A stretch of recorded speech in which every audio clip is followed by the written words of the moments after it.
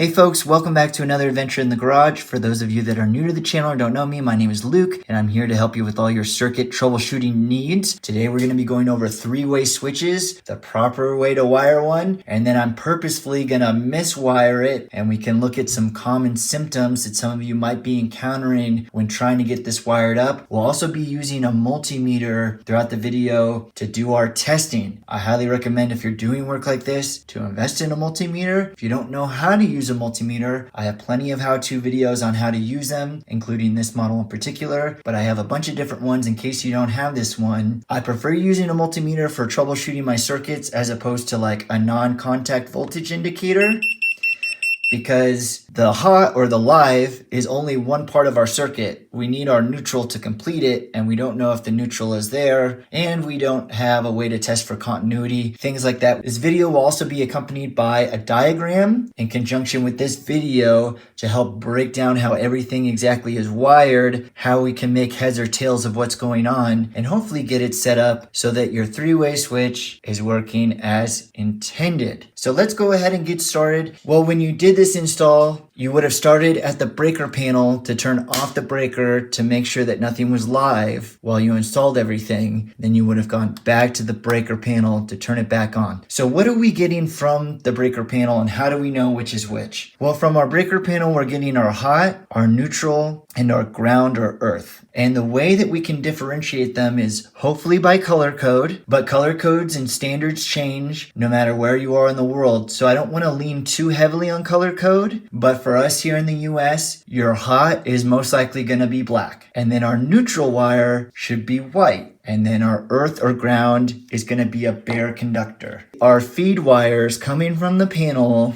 are going to be something like this. If we don't have color code to go off of, if we have like cloth insulation or something like that, or they're different colors, how do we make heads or tails? This is where it gets tricky and we got to do some measurements, but you can take your multimeter, you're going to have it on the voltage AC setting and your leads in the proper ports, one in common and one in voltage, and you can take measurements. Okay, between these two wires, I have 120 volts. That looks great. Okay, now how do I tell which is the hot and which is the neutral? Well, if I take one lead and put it to the ground and I still have 120 volts, that means that this wire is my hot. And then if I take this lead and I put it to here versus ground, then I have my neutral. If you don't have a ground to make your relative measurements with and you're trying to figure out which is the hot, that's when your hot stick can come into play and tell you which is the hot wire. Now, they're not always accurate, so be careful. Just because it says it's not hot doesn't mean that it's not hot, and vice versa. So you always want to double check that stuff. Now that we know what we're being fed from the panel, what does everything down the line kind of look like? Let's just start with our bonding or our earthing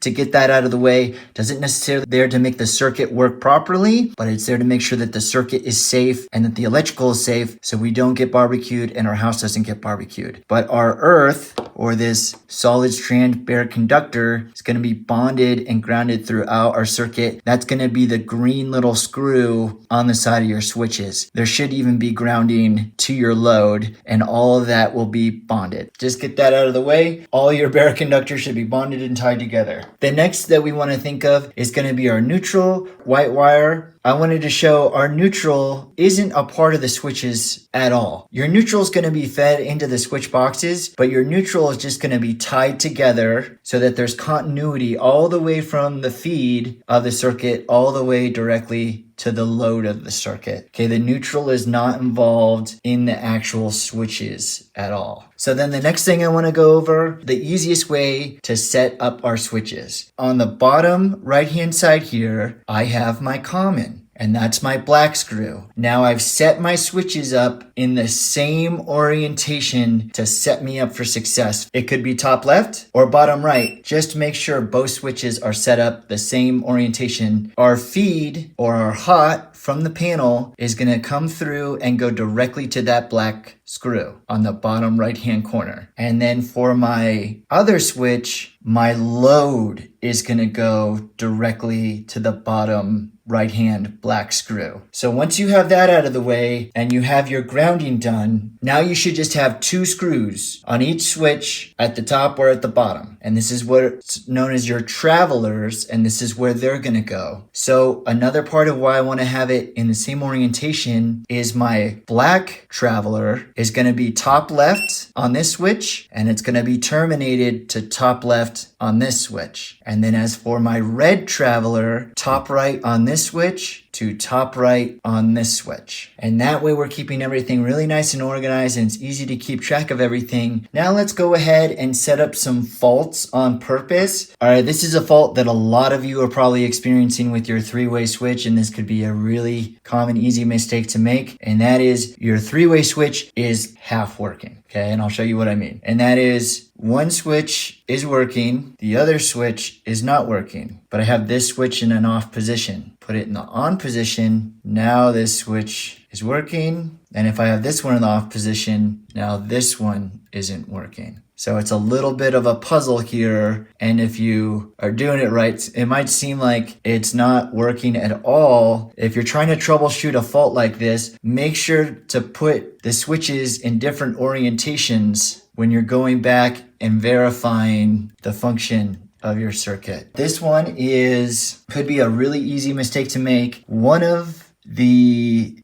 feed and a traveler have been swapped on one side. So we can see that this is also another reason why it's really nice to have everything grounded properly, is because I can just put a multimeter lead onto the metal of my faceplate and I can check to see where power is. Okay, so this shows that I have power here and I have power here. Remember, this is my feed switch. So I should always have power on this bottom right hand corner, but whether or not I have power on the top, now let's flip this switch.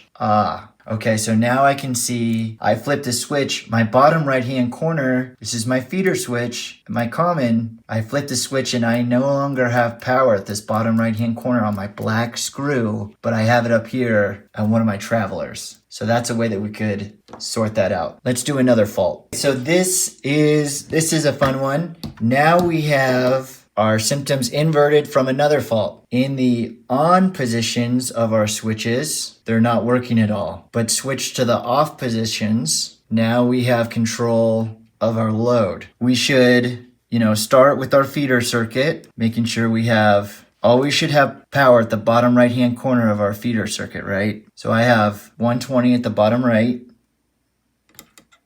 and I should have 120 on one of these. Power coming on one traveler out here, and then let's switch it, and then I should have power on this traveler here, because it's just chooching back and forth. It's just switching which pole it's feeding power to. So one or the other. So okay, I checked my feeder switch. Now let's go to the load switch, do our testing again, and try to use our thinking to figure out what's going on here. Right now I have 120 on my red traveler, so I should have 120 on my red traveler over here at this switch. And I have nothing coming out of my common.